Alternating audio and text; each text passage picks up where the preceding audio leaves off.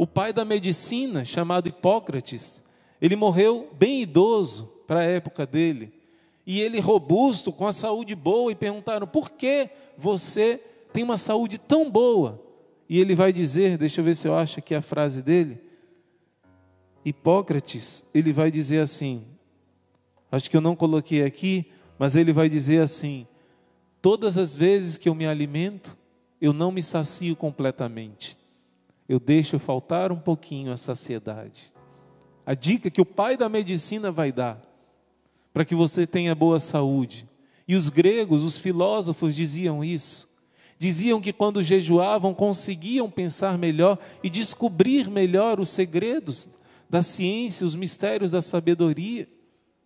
Então, até aqueles que não são cristãos aprendem com a natureza, aprendem com os sinais que Deus dá.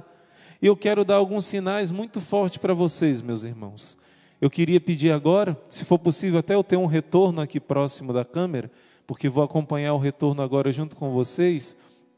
E eu quero mostrar esses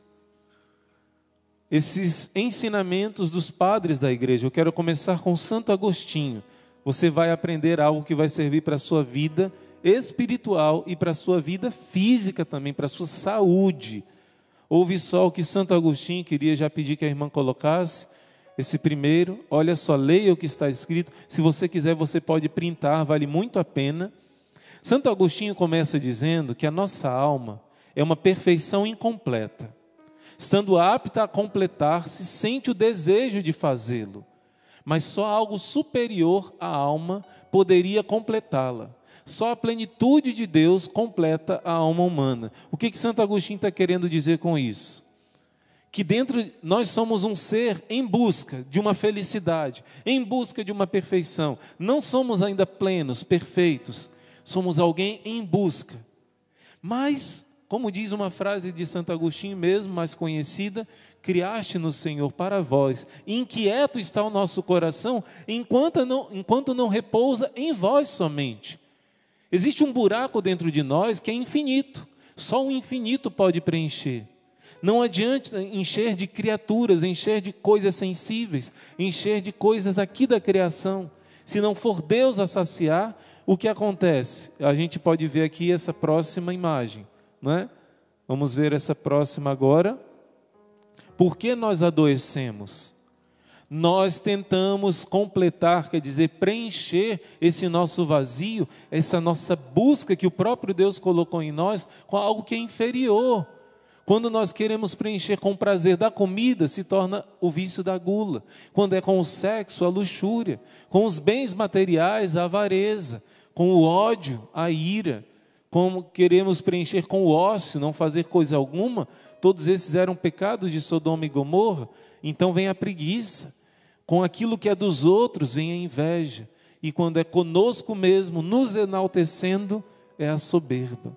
Então você está vendo que todos esses 7 pecados capitais que a gente viu, todos esses males, são frutos da gente querer preencher esse vazio no lugar errado, com as coisas terrenas que nos levam ao pecado. A palavra pecado significa você errar o alvo. Deus te criou para uma meta, mas você dirige essa meta para outra direção. Por isso que se converter em grego se diz metanoia. Metanoia é mudar de direção. Pecar é atirar na direção errada. Você está querendo preencher, satisfazer a sua alma, a sua vida, no lugar errado. E você viu, cada um desses lugares errados se torna um dos pecados capitais. Aí a gente começa a entender que todo tipo de doença é consequência do pecado, de buscar no lugar errado. E olha só, vamos ver esse próximo gráfico agora. O responsável pela submissão da alma às paixões é o livre-arbítrio, a própria vontade, a sua decisão. Ela é a responsável pela submissão da alma às paixões. A alma ao submeter-se às paixões da carne, ela é punida por tão grande falta que se chama pecado. Quando nós entregamos a nossa alma pela nossa livre vontade à inclinação da gula, quer dizer, eu estou triste, eu estou ansioso, e eu vou pegar meu socorro, meu refúgio, meu consolo na comida, e não em Deus através da oração, a minha alma é ferida através da gula. Quando é na avareza, olha aí, ela é dominada pela avareza, escravizada pela ambição. Se é pela luxúria, ela se consome, se destrói para quem já experimentou a escravidão da pornografia, e existem estudos que provam isso, a pessoa é mesmo consumida, ela é destruída pela luxúria, ou é torturada pela inveja, aniquilada pela preguiça, excitada pela ira, ou inchada pelo orgulho, e abatida pela humilhação, até porque o orgulhoso, ele não aguenta qualquer tipo de humilhação que ele passe. Gente, esse pensamento é de Santo Agostinho, do ano de 384, dizendo como que você fica doente. Só que todos esses defeitos, claro que a raiz de todos é o orgulho, é a soberba, mas de maneira concreta, o primeiro pecado de Adão e Eva foi o orgulho, mas a desobediência que o orgulho levou foi de comer o fruto que era proibido. Por isso a gula, ela faz o início de todas as doenças espirituais de maneira concreta. Vamos ver aqui o próximo gráfico. A Sagrada Escritura vai mostrar essa relação da doença com o pecado. Em Romanos 6 vai dizer que o salário do pecado é a morte. A irmã pode colocar já o próximo gráfico, que vai mostrar o salário do pecado, a consequência é a morte. Outra passagem que não está aqui, mas eu lembrei agora, se você quiser anotar, 1 Coríntios 11 vai dizer que muitas pessoas estão doentes e até mortas, porque estão comungando Jesus na Eucaristia de maneira indigna. Diz, essa é a causa que muitos entre vós estão doentes, por causa do pecado. Aqui em Romanos 6, por causa do pecado é que vem a morte. Em Tiago 1, 14 e 15 vai dizer que cada um de nós somos tentados pela própria concupiscência. O que é isso, irmão? A nossa inclinação para o pecado. É como uma doença espiritual que existe em nós, que nos arrasta e seduz. E em seguida a concupiscência concebe o pecado e dá à luz, e o dá à luz. E o pecado, uma vez maduro, gera a morte. Você está vendo que gera a morte física, gera primeiro a morte espiritual, mas também a morte física. O Catecismo da Igreja Católica vai confirmar essa mesma coisa. Gente, presta atenção, o que você está lendo aí, aprendendo, é como que o pecado tem a ver com as doenças que você tem, doença mesmo. Olha só, 1505, na cruz, Cristo tomou sobre si todo o peso do mal e tirou o pecado do mundo, do qual a doença não é mais que uma consequência. A consequência do pecado é a doença e a morte. O Catecismo da Igreja está dizendo que Cristo já redimiu do pecado e da consequência dele. Então, a doença é uma consequência do pecado. E agora, 1264, vai dizer que mesmo sendo batizados, em nós continuam essas consequências temporais do pecado, como os sofrimentos, a doença e a morte. Então, que a igreja chama de concupiscência, essa inclinação que a gente tem para o pecado. Então, nessas duas passagens você está vendo que o catecismo nos ensina que as doenças são fruto do pecado, ok? Entendeu isso? Tendo entendido isso, a gente vai avançar. Vamos para o próximo gráfico. O ser humano confunde o prazer que é do corpo com a felicidade que é da alma. Nós pecamos quando procuramos Deus onde Ele não pode ser encontrado. Aí que está. A gula, você está colocando o prazer do corpo acima daquilo que Deus sonhou para você, que é uma felicidade plena. Deus compara o céu com um banquete eterno. E se você escolhe o banquete da terra, você vai destruir o que Deus sonhou para você. E Jesus disse que você não pode fazer banquete aqui na terra? Disse sim, mas Ele disse assim, quando vocês derem um banquete, não chame aqueles que podem te retribuir, chamem aqueles que não podem te devolver aqueles que passam necessidades, os pobres, os desprezados, necessitados. Dê banquete para eles, como o rico não deu para o Lázaro. Aí sim, o seu banquete eterno vai estar garantido. Vamos ouvir o que o Senhor quer nos ensinar, e esse gráfico agora, de maneira especial, vai chamar muito a sua atenção. Olha só, gente, isso aí foi em 2016, isso é do Ministério da Saúde, de 2016, as 10 doenças que mais matam no Brasil.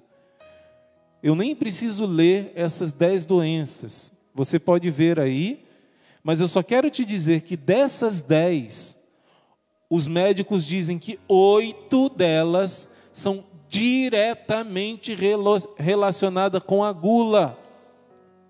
Diretamente relacionada com a gula. Você está vendo como que o pecado traz doenças, especialmente o pecado da gula. Você está entendendo o que eu estou falando? Deus está te dizendo que quando você obedece a Ele, até a sua saúde estará melhor. Vamos para o próximo gráfico, que o tempo já está correndo. Vamos lá. A gula é um pecado. Sentir prazer com a comida não é errado, gente. Se fosse, Deus não nos daria as papilas gustativas, não nos daria o gosto, a capacidade de sentir o gosto do alimento. Não é gula todo e qualquer desejo de comer, beber, mas é gula esse desejo desordenado. Podemos ir para o próximo. Por que a gula é pecado? Olha aqui o que está ensinando um grande padre da igreja, um grande santo, embaixo está o nome dele, São João Clímaco, do século VI. Ele está dizendo: o meu filho primogênito é a fornicação. O filho primogênito da gula é a fornicação. Irmão, o que é a fornicação? Fornicação é o sexo fora da bênção do casamento. E também o sexo, mesmo no casamento, se for feito de uma maneira impura, né? De uma maneira errada, se torna um espírito de fornicação também. Mas fornicação é principalmente o sexo na bagunça, o sexo fora do casamento. E o primeiro filho da gula é a sexualidade desregrada. E logo em seguida vem a dureza de coração que Jesus falou em Lucas 21. Você primeiro sente um desejo de prazer desordenado que leva a ser escravo do sexo. Em segundo lugar, o seu coração se endurece para o próximo, se endurece para os pobres, se endurece para amar as pessoas, se endurece para rezar. E em terceiro lugar, o sono. Vem uma preguiça mesmo física, como consequência da gula. E depois de um mar de maus pensamentos e as ondas da imundície, a impureza, a preguiça, o mexerico, que é fofoca, tudo isso o santo está dizendo que é fruto da gula. Não é possível cair nas mãos da luxúria, do sexo desregrado, se você ainda não tiver caído por causa da gula. Então o inimigo, ele primeiro te faz cair na gula, para depois cair no sexo desregrado. E no final ele diz: nem todo guloso tem problema com a castidade, mas todo que tem problema com a castidade tem problema com a gula. Você está entendendo? Isso é muito sério. E por fim, São Gregório Magno vai ensinar que a gula não é somente comer muito, não. Ele está dizendo aqui, olha, adiantamos a hora de comer, antecipando-se às necessidades. Primeiro tipo de gula, ficar beliscando a todo momento. Quando isso se torna um descontrole, isso já é gula. Nos Provérbios vai dizer: feliz o reino onde os súditos sabem comer na hora certa, onde o príncipe sabe comer na hora certa, porque ele será exemplo para todos os súditos. Pode colocar de novo, irmã, pode colocar. Primeira forma é você ficar beliscando, adiantando a hora de comer, está apressado para comer logo. Segundo, buscamos os pratos mais refinados. Fico imaginando que essa mulher que gastou 20 mil reais com comida deve ter comprado um vinho super caro, né? Deve ter comprado as comidas mais caras, só pode, porque não dava tempo, né? Enfim, o terceiro, quando nós desejamos alimentos que são preparados com mais esmero, tem que ter esse tempero, senão eu não como, tem que ter isso aqui, tem que ser a comidinha da minha mãe, senão eu não como. Jesus diz: quando o missionário vai em missão, vai comer aquilo que oferecerem, e vai fazer boa cara e vai agradecer, e vai louvar a Deus. O quarto é o que nós conhecemos mais como gula, é exagerar na quantidade. Mas você está vendo que gula não é só quantidade? E o quinto, quando pecamos pela própria voracidade, avidez, um apetite sem limite, de comer rápido, mas de comer apressado, desesperado, como os animais, não é?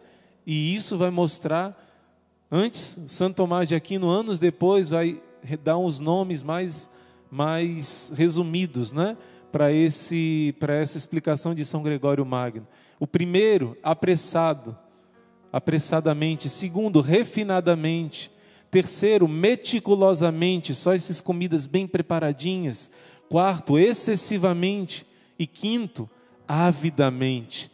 Quando fala do avidamente, eu lembro que nos romanos antigos, a gula chegou num ponto tão grande, que eles adoravam tanto comer, que eles chegavam ao ponto, gente, é nojento, mas eu tenho que dizer, eles comiam, bebiam vinho, comiam, bebiam, e eles iam para um lugar reservado para vomitar, provocar o vômito, para poder comer mais, pelo prazer da comida. E, gente, não podemos viver para comer, mas sim comer para viver. E a solução, tem outras passagens bíblicas, não deu tempo da gente passar tudo, mas Nossa Senhora disse em Medjugorje que nós rezássemos e jejuássemos. Essa era a única arma contra Satanás, que quer destruir tudo de bom que há em nós.